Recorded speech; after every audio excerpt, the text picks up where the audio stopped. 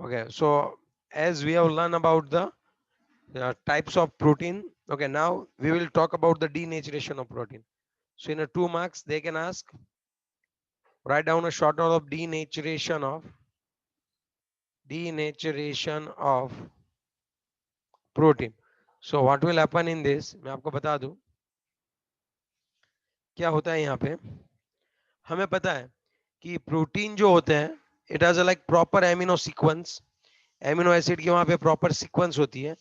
It's a long polypeptide chain है या ना, या फिर जिगजैग होते हैं. पढ़ा था हमने कल ये. And Yes, sir. They have a unique characteristics, unique structure, and they have a hydrogen bond. कई कई जगह पे बीच बीच में क्या आते हैं, हाइड्रोजन बॉन्ड आते हैं. और उस हाइड्रोजन की वजह से ही इनका स्ट्रक्चर होता है या ना. Not only hydrogen bond, but even electrostatic force, van der Waals force are there. But एक चीज याद होनी चाहिए आपको कि प्रोटीन जो है वो क्यों, मतलब वो हमारी बायोलॉजिकल सिस्टम में उसका यूनिक 3 डायमेंशनल क्या होता है, स्ट्रक्चर होता है. इसका यूनिक क्या होता है, यूनिक 3 डायमेंशनल क्या रहेगा बच्चों, स्ट्रक्चर रहेगा. ओके, समझ रहे हो बात. ओके, और अगर मैं दूसरी बात करूं आपसे तो it has a unique biological activity, और उसी की वजह से इसके पास बायोलॉजिकल एक्टिविटी होती है. लेकिन कई ऐसे रिसोर्सेज होते हैं, कई सारे ऐसे पैरामीटर होते हैं कि इसके जो फिजिकल चेंज ला देते हैं इसमें. जैसे कि अगर आप टेम्परेचर इंक्रीज करो तब क्या हो जाएगा, ये हाइड्रोजन बॉन्ड ब्रेक डाउन हो जाएंगे, और ये जो पहले जो प्रोटीन था अब वो कुछ लीनियर टाइप हो जाएगा, इसके हेलिक्स वेलिक्स सब चले जाएंगे, डीनेचर हो जाएगा. आप समझ रहे हो बात में क्या बोलना चाह रहा हूँ बच्चों, कि यहाँ पे जो है वो हाइड्रोजन बॉन्ड जो है उसी की वजह से ये प्रोटीन जो है उसका 3D स्ट्रक्चर रहेगा. यस और नो. लेकिन जब आप टेम्परेचर इंक्रीज करते हो, दूसरा क्या करते हो, टेम्परेचर इंक्रीज करते हो, फिर चेंज इन पीएच करते हो, इसमें एसिड डाल देते हो, इसमें सॉल्वेंट डालते हो, अल्कोहल डालते हो, ठीक है, या फिर या फिर हम लोग ये बोल सकते हैं डिटर्जेंट डालते हैं. ये 4 ऐसे पैरामीटर्स है कि जो इनके फिजिकल स्ट्रक्चर को डिस्ट्रॉय करेगा. और एक बार अगर इसका 3 डायमेंशनल स्ट्रक्चर डिस्ट्रॉय हो गया, now it is not active one, अब ये अपनी बायोलॉजिकल एक्टिविटी नहीं कर पाएगा. And that phenomenon is known as denaturation of protein. ठीक है. और आपको एक बात ये अच्छे से समझनी है कि डीनेचरेशन प्रोटीन में प्राइमरी प्रोटीन का डीनेचरेशन नहीं होता है. प्राइमरी प्रोटीन का डीनेचरेशन नहीं होता है, वो तो जैसे थे वैसे ही रहते हैं. सेकेंडरी एंड टर्शरी जो प्रोटीन होते हैं वो डीनेचर होते हैं. मोस्ट टाइम भी एमसीक्यू, मोस्ट टाइम भी, कि भाई primary structure remain intact, primary intact रहता है, primary structures remain intact, where where secondary and secondary and tertiary structures are destroyed. तब इनको हम लोग क्या बोलते हैं, डीनेचरेशन. समझ में आ गई बात क्या बोलना चाह रहा हूं मैं, कहना.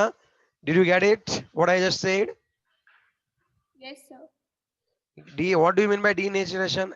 In a simple word I can say making our protein deactive or deactivating our protein. How we can just do it, as we are knowing that each and every protein is unique in nature, it has a 3 dimensional structure and a proper biological activity. But if you are going to change temperature, change pH, or either you are adding solvent or detergent molecules, it will disturb in that hydrogen bond, and that's why your protein will destroyed. आपका जो protein है वो क्या हो जाएगा बच्चों, destroy हो जाएगा. Now is it clear. Okay, some Yes. Examples आते हैं. याद रखना प्राइमरी स्ट्रक्चर इंटैक्ट रहता है क्योंकि वो छोटा होता है, प्राइमरी तो बहुत सिंपल होता है. अब इसमें क्या डीनेचरेशन हो जाए. सेकेंडरी में हेलिक्स और क्या होता है बताओ बच्चों, हेलिक्स और दूसरा क्या होता है, शीट होती है. तो सेकेंडरी और जो टर्शरी होते हैं वो अच्छे से क्या हो जाते हैं, डीनेचरेशन हो जाते हैं, प्राइमरी नहीं होते हैं. प्राइमरी का स्ट्रक्चर इंटैक्ट होता है. ओके, एग्जाम्पल हम ले लेते हो.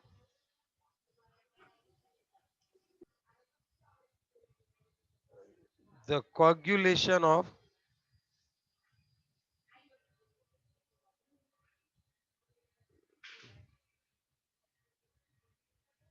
why get on boiling.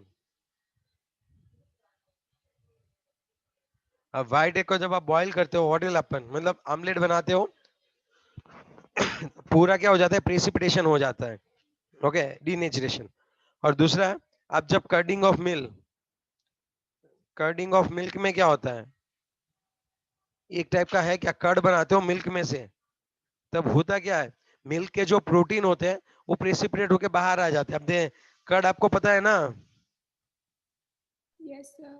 वो कैसे होता है, डीनेचरेशन होता है। ओके सर, तो वहां पे मिल्क का डीनेचरेशन कौन करता है, तो जब आप कर्ड डालते हो तो उसके अंदर क्या होते हैं, बैक्टीरिया होते हैं, एंड दैट बैक्टीरिया जो होते हैं वो लैक्टिक एसिड फॉर्म करते हैं, क्या, लैक्टिक एसिड बनाते हैं। तो आपके बॉडी में जो बैक्टीरिया है वो लैक्टिक एसिड फॉर्म करेंगे, सॉरी बॉडी में बोल दिया मैंने, सॉरी, आपके जो मिल्क, आपके मिल्क में जो आपने बटर मिल्क डाल रखा है, ओके, ओके, आपने जो बटर मिल्क डाल रखा है उसका क्या होगा, मैं आपको बता दूं, ओके। तो आपके जो बैक्टीरिया है वो लैक्टिक एसिड बनाएंगे, और लैक्टिक एसिड बनाने की वजह से मिल्क में से पूरा प्रोटीन जो है वो डीनेचर हो जाएगा, ओके, ऐसा है। So it's a denaturation of protein. Okay.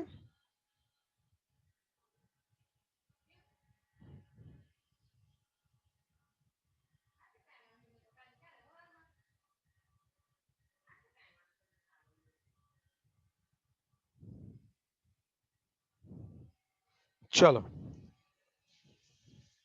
अब हम देखते हैं,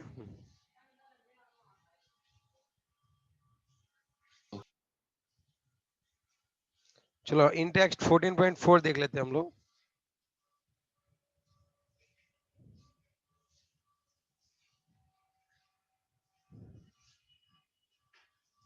So in text 14.4 देख लेते हैं। The melting point and solubility in water of amino acids are generally higher than that of corresponding halo acids. Amino acid की जो melting point और सॉल्युबिलिटी वो हाई होती है, कोई बता पाएगा क्यों? आपको एक वाला पॉइंट लिखना है, ज्विटर आयन। एमिनो एसिड कौन सा फॉर्म में होते हैं बताओ, एमिनो एसिड कौन सा फॉर्म में होते हैं, Liter ज्विटर आयन के फॉर्म में। सो वहां पे C माइनस NH3 प्लस होगा, and that's why they are more soluble and a higher melting point. Where does the water present in the egg go after the boiling of egg? बात ये बनती है, जब egg को boil करते हो, जब आप एग को क्या करते हो, during boiling what will happen, during boiling ये जो वाटर होता है ना, एग में जो वाटर होता है ना, it's going to be absorb, water will be absorbed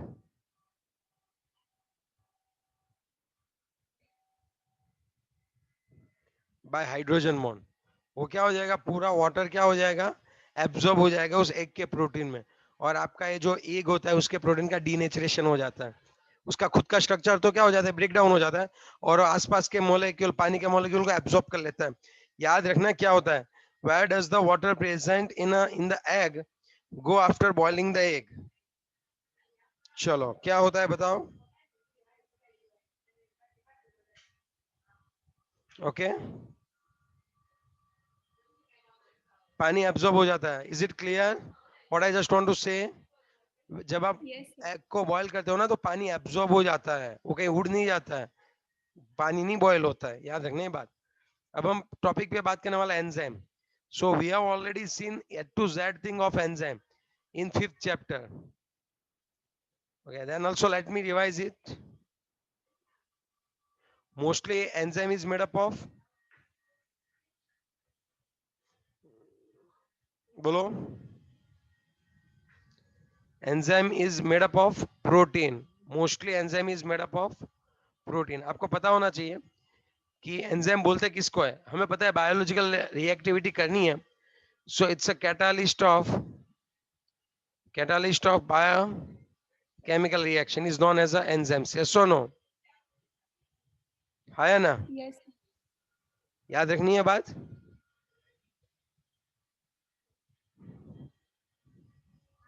So catalyst of biochemical reactions are known as enzymes. Okay. Mostly all enzymes are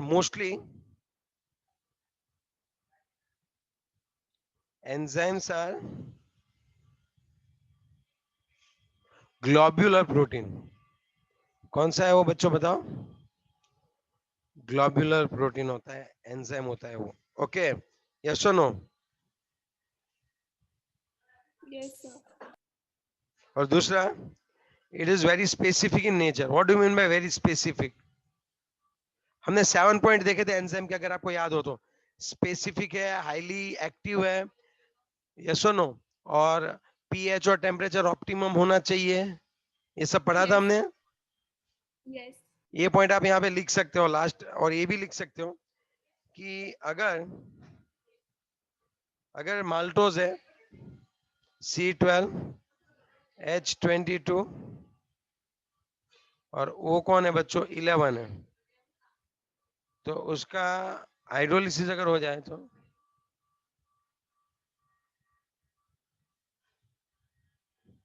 यहाँ पे कौन बनने वाला है अभी? ग्लूकोज. तो मैं क्या बोलने वाला हूं कि ये माल्टोज है, उसका हम क्या करने वाला है? Hydrolysis with the help of enzyme maltase. तो अगर माल्टेज एंजाइम से हम लोग क्या करने वाले हैं? माल्टेज एंजाइम से हम लोग क्या करने वाले हैं? अगर इसका हाइड्रोलिसिस करवाए तब हमें क्या मिलेगा? Glucose plus glucose. Is it clear? Yes और no? Yes, sir. So now is there any doubt? No, sir. तो यहाँ पे स्पेसिफिक माल्टेज है तो माल्टोज पे ही एक्ट करेगा, इन्वर्टेज है तो शुगर पे ही एक्ट करेगा, लाइपेज है तो लिपिड पे ही एक्ट करेगा. ओके. नोमेनक्लेचर कैसे देते हैं? जैसे ये एंजाइम माल्टोज पे एक्ट कर रहा है तो इसका नेम हमने क्या दे दिया? Maltase, sucrase. कई बार name will depend on the reaction, कौन से टाइप की रिएक्शन है. कई जो होते हैं ऑक्सीडेज होते हैं. कई एंजाइम कैसे होते हैं बच्चों? ऑक्सीडेज. कई एंजाइम कैसे होते हैं बच्चों? रिडक्टेज भी बोलते हैं. यस और नो? कई एंजाइम को हम लोग क्या बोलते हैं बताओ? और रिडक्टेज भी बोलते हैं. याद रखना ये बात. सो this each and everything we have learned, but then also I have revised it. Don't worry. Okay. Now we will just focus on the we will just focus on the how enzyme will work. Mechanism of enzyme. अब हम किसके ऊपर बात करने वाले हैं बच्चों बताओ? अब हम किसके ऊपर बात करने वाले हैं? Mechanism of Mechanism. F enzyme. Yes. Okay. चलो ready.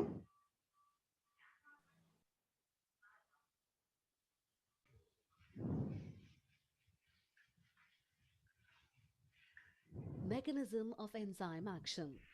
Enzymes are complex nitrogenous organic compounds which are produced by living plants and animals.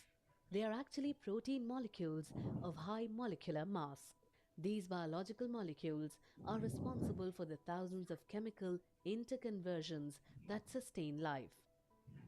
These include conversion of sucrose into glucose and fructose,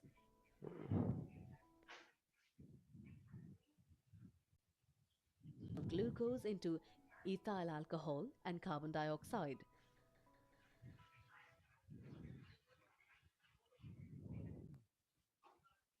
position of urea into ammonia dioxide, etc. Enzymes speed up various biochemical reactions without being consumed in the reactions by following a proper mechanism.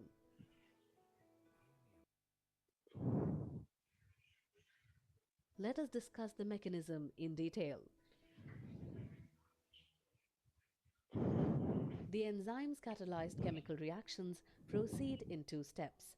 Step 1 involves binding of the enzyme to substrate to form an activated complex. The basic mechanism begins with the binding of the substance to the active site on the enzyme.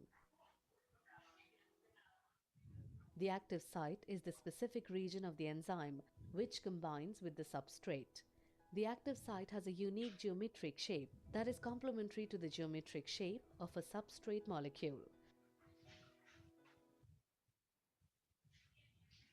The binding of substrate with enzyme is often compared with the lock and key mechanism. Step 2 involves the decomposition of the activated complex to form a product. The enzyme undergoes a slight change in its orientation to fit into the substrate perfectly. The binding of the substrate to the enzyme causes a change in the chemical bonds of the substrate and ultimately causes the reactions that lead to the formation of products. The products are released from the enzyme surface to regenerate the enzyme for another reaction cycle. Let us understand the mechanism of enzyme action more extensively by taking the example of hydrolysis of sucrose. The catalytic hydrolysis of the common disaccharide sucrose into the monosaccharides glucose and fructose is carried out in the presence of the enzymes sucrase. When sucrose binds to the active site of sucrase, the configuration of sucrase is changed. As a result, the oxygen bridge between the two monosaccharides gets exposed to water molecules in solvent. The water molecule breaks the oxygen bridge and the OH group of water molecule gets attached to one of the monosaccharides and the H gets attached to the oxygen of the second monosaccharide. Thus, the disaccharide is hydrolyzed into two separate sugars. On the completion of hydrolysis, the enzyme configuration is changed back to the original shape and the active site becomes available for other sucrose to bind. This action can be repeated many times until the enzymes become denatured or gets inhibited. The mechanism of enzyme catalysis is similar in principle to the other types of chemical catalysis. By providing an alternative reaction route, the enzyme reduces the energy required to reach the highest energy transition state of the reaction. The reduction of activation energy increases the number of reactant molecules with enough energy to reach the activation energy and form the product. As a result, products are So is it clear what happened exactly? यहाँ पे ये हो रहा है कि आपका ये जो आपका सपोज ये क्या है, रिएक्टेंट है ये आपका एंजाइम है और इसकी एक्टिव साइट है, ये दोनों रिएक्टेंट है, ये एंजाइम है, ए और बी है, ये पिंक वाला एंजाइम है, एंजाइम की साइड पे वो बैठेंगे, बैठने के बाद क्या होगा, वहां पे एक सपोर्ट मिलेगा उनको, geometric shape और of लास्ट the में क्या होगा, substrate molecule. और लास्ट में क्या होगा एग्जैक्टली अगर मैं आपको बताऊं तो ये जो एंजाइम है देखो इसके एक्टिव साइट पे दोनों बैठे हैं, लेकिन जब एंजाइम खुद भी ट्राई करता है कि उस ऐसा शेप ले कि जिससे उसके रिएक्टेंट फिट हो जाए, जैसे ग्लव्स है तो ग्लव्स तो ऐसे ही पड़े रहते हैं, लेकिन जब हमारा हाथ उसमें फिट होता है, ग्लव्स में जब हम हैंड डालते हैं तो ग्लव्स पूरा शेप कैसे है, हमारे हैंड के जैसा शेप वो एक्वायर कर लेते हैं। इन सेम वे एंजाइम के ऊपर जब सब्सट्रैक्ट आता है तो एंजाइम अब थोड़ा सा मॉडिफाई होता है। Okay, is it clear? The products are released from the enzyme surface to regenerate the enzyme for another reaction cycle. तो ये सभी सेम होते हैं। अब यहाँ भी इन्होंने बेस्ट एग्जांपल दिया है, ये जो है वो सुक्रेज है, इसके ऊपर ये सुक्रोज है, अब इसका हाइड्रोलिसिस करवाए तो इसमें ब्रेक डाउन करके पानी का मोलिक्यूल ही डालना है, लेकिन इसको ब्रेक डाउन करने में अहम जो पोर्शन है वो कौन पूरा करेगा, इसको सपोर्ट कौन प्रोवाइड करेगा, सुक्रेज। उससे क्या होगा, उसका जो एनर्जी बैरियर होता है, जब सुक्रेज उसके सपोर्ट करता है तब एनर्जी बैरियर कम हो जाता है, nothing else. Okay, so I think already we have learn it, all the things already we have learned. Okay, so this one was all about the enzyme. So if you have any doubt you can ask it to me. अगर कोई doubt है तो आप मुझे पूछ सकते हो बच्चों। Okay,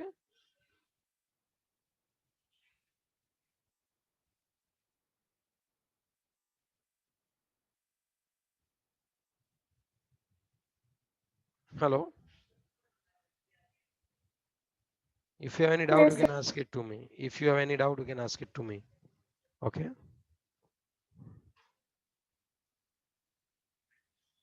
okay. So now we will learn about the vitamins. Okay, अब हम ये बात करना चाहते हैं कि एग्जैक्टली विटामिन में होता क्या है। तो बहुत सारे मतलब इन अ स्मॉल अमाउंट ऐसे कंपाउंड होते हैं, ऐसे सब्सटेंस होते हैं some chemical entity is necessary to our body.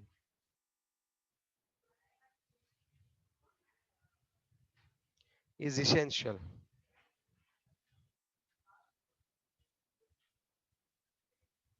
Okay. Okay, तो ऐसा क्यों, ऐसा क्या होता है? इन अ स्मॉल अमाउंट बहुत सारी ऐसी केमिकल एंटिटी होती है जो स्मॉल अमाउंट में हमें जरूरी है. अगर वो हमारे बॉडी में प्रेजेंट, हम क्या है उसको, our body can not synthesise it, हमारी बॉडी उसको बना नहीं पाती है, तो हमें क्या करना पड़ेगा, उसको एटमोस्फियर से और एनवायरनमेंट से इसको एक्वायर करना पड़ेगा by food. Okay, consuming food. लेकिन बात ये बनती है कि सबसे पहले ये माना जाता था कि वो भी सभी भी अमाइंस ही है, तो उन्होंने ऐसा नाम दिया वाइटल अमाइंस, कि हमारी बॉडी के लिए जो नेसेसरी अमाइंस है वो, उनको उन्होंने विटामिन नेम दे दिया. फिर जब स्ट्रक्चर की बात आई तब सबको पता चला कि अरे भाई ये कोई अमाइंस नहीं है. लेकिन क्या करें, once we have just given name, सुना, अगर हमने एक बार नेम दे दिया तब बात खत्म है. अब इसको हम लोग विटामिन सी बोलेंगे. आई बात समझ में? लेकिन अब पता चला कि जरूरी नहीं है कि वो कौन हो, एग्जैक्टली वो कौन हो, अमाइंस हो, वो जरूरी नहीं है. बट व्हाट हैपन, पहले उनको ये लगा कि वो जो है वो सभी तो अमाइंस ही है और वो हमारी बॉडी को इसेंशियल, हमारी बॉडी के लिए इसेंशियल अमाइंस है, तब उन्होंने उसका नेम दे दिया वाइटल अमाइंस. लेकिन फिर पता चला इट्स नॉट लाइक दिस. तो फिर कैसे बोलते हैं, organic compounds which are requires, ये क्या है फिर? तो फिर विटामिन को हम एक्चुअली बोलेंगे क्या? तो हम ये बोल सकते हैं organic compounds required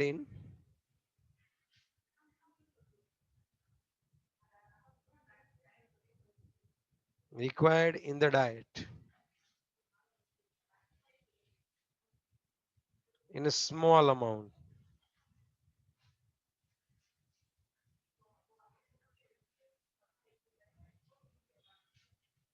In a small amount to perform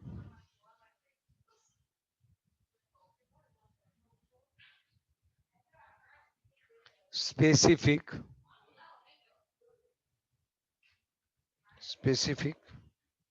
biological function.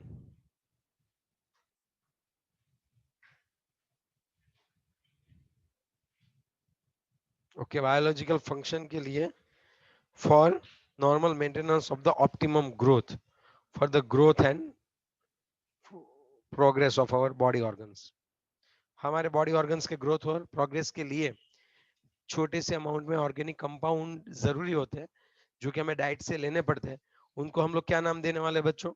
Vitamin नाम देने वाले हैं. ओके, बहुत सारे विटामिन हैं. विटामिन का नोमेनक्लेचर कैसे होता है, वो लोग जो है उनको ABCD ग्रुप में क्लासिफाई करते हैं. विटामिन को नोमेनक्लेचर कैसे देते हैं वो लोग? ABCD, और उसका सब पार्ट है तो B1, B2, B12, B6, इस तरह से. आपको समझ में आ जाएगी बात, डोंट वरी. तो अभी हम जो बात करने जा रहे हैं वो है विटामिन के बारे में. अब क्या होता है एग्जैक्टली अगर मैं आपको बताऊं तो,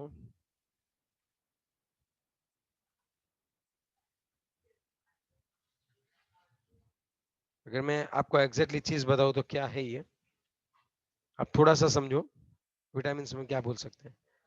so it's a fat soluble vitamin, और यहाँ पे आएगा वाटर सॉल्युबल विटामिन.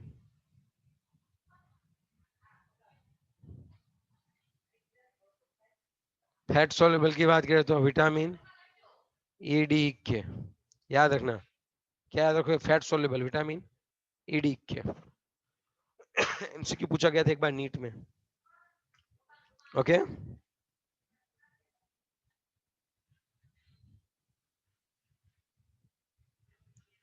पहले क्या बोलते थे, विटामिन बोलते थे ऐसे, विटामिन, वाइटल अमाइंस. फिर इन्होंने क्या किया, ई को ड्रॉप कर दिया क्योंकि उनको पता चला कि ऐसे कोई अमाइंस नहीं होते, लेकिन नाम तो अब चेंज नहीं कर सकते, तो उन्होंने बोल दिया vitamin. Vitamin AD K are fat soluble, and vitamin B and B complex means पूरे vitamin B, and vitamin C. Other than it, vitamin B complex में कौन कौन आएगा बताओ? बी कॉम्प्लेक्स में आएगा B1, फिर B2,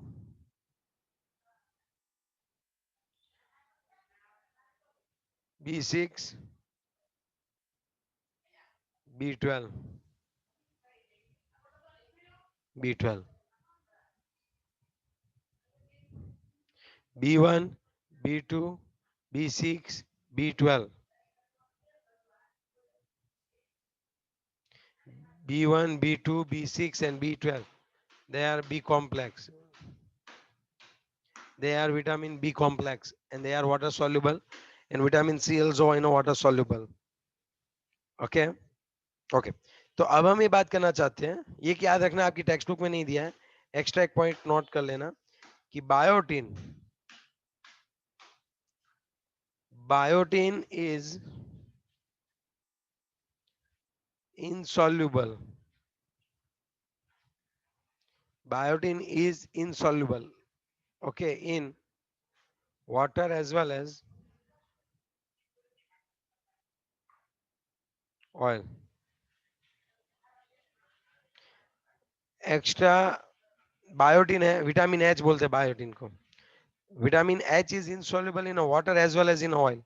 याद रखना, जो फैट में सॉल्युबल होते हैं ना, वो हमारे मसल्स में स्टोर हो जाते हैं. जो भी फैट में सॉल्युबल होते हैं ना, वो हमारे मसल्स में स्टोर हो जाते हैं. ये जो होते हैं, लीवर है, दिमाग है, माइंड है, ठीक है, फिर किडनी है, ये सभी जो हमारे मसल्स होते हैं ना, उन सभी मसल्स में कौन फैट के साथ स्टोर हो सकते हैं? विटामिन ईडी के. लेकिन vitamin B complex and vitamin C, they we can not store in our body. इसीलिए आप देखो, जब भी कोई विटामिन देता है ना कोई भी, तो विटामिन बी कॉम्प्लेक्स और विटामिन सी सबसे ज्यादा देते हैं, क्योंकि वो हमारी बॉडी स्टोर नहीं कर सकती. और अगर डिहाइड्रेशन हो गया, बॉडी में से पानी चला गया, तो पानी के साथ कौन चले जाएंगे? विटामिन बी और सी चले जाएंगे. तो हमें पता है, जब हमें डिहाइड्रेशन होता है तो हमें एक डॉक्टर सलाह देते हैं कि आप जो है ना, नींबू पानी अच्छे से पीना, क्योंकि उसमें विटामिन सी ज्यादा होता है. अब समझ रहे हो पूरी बात में क्या बोलना चाह रहा हूँ बच्चों? हेलो, यस और नो? Yes, sir. कि जब भी आप में डिहाइड्रेशन होता है तो पानी की कमी आ जाती है, तो पानी का लॉस ज्यादा हो गया होता है. तो विटामिन बी एंड सी जो है, वो पानी में सॉल्युबल होते हैं, तो वो भी तो चले गए पानी के साथ. So now what will happen? Our body requires vitamin B complex and C. That's why doctor gave suggestions. वो suggestions करते हैं कि भाई आप नींबू पानी ज्यादा पिया करो. Is it clear? Yes, sir. तो ये चीज आपको याद रखनी है बच्चों, विटामिन के बारे में. अब एक पूरा चार्ट दिया हुआ है, कि अगर विटामिन की डेफिशिएंसी है, तो आप विटामिन कहाँ से मिलते हैं और उसकी डेफिशिएंसी से कौन से जो है वो डिजीज होते हैं. तो आप ट्राई करो याद रखने की कि विटामिन बी कौन सा याद रखोगे? विटामिन बी, मतलब विटामिन का ये जो है ना डिफिशियंसी वाला याद रखना, वो बहुत पूछते हैं. चलो वन बाय वन हम सभी देखने वाले हैं, लेकिन उससे पहले एक बार रिजॉइन कर लेते हैं. चलो अभी हम विटामिन के पूरा चार्ट देखेंगे कि कौन से विटामिन से कौन सी डेफिशिएंसी होती है. Okay, but for that